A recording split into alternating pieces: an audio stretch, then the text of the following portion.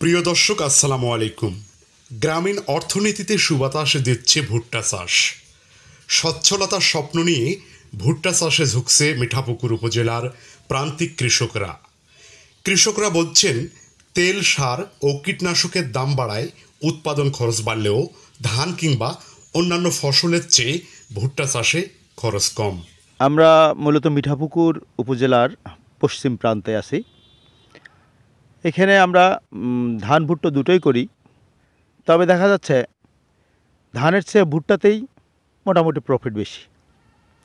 তবুও ধান আবাদ করতে হচ্ছে, কারণ খাইতে হবে তো। আমরা ভুট্টা এবং বোরো ধান দুটোই আবাদ করি। আমি নিজেই বিঘা দেড়েক ভুট্টা আবাদ করেছি এবং বোরো ধানও বিঘা দেড়েকে করেছি। এতে করে বোরো ধানেরও বাজার কম এবং ভুট্টার বাজারও বেশি পাই।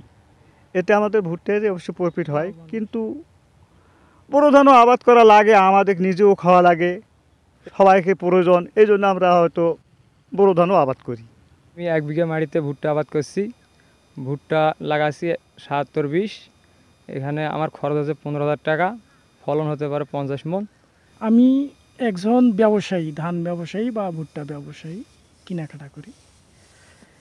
বর্তমান বাজারে যেটা চলতেছে সেটা হলো ধান ৯০০ থেকে ৯৫০ টাকা, ভুট্টা চলতেছে কাঁচাটা হলো ৮৮০ থেকে ৯০০ টাকা।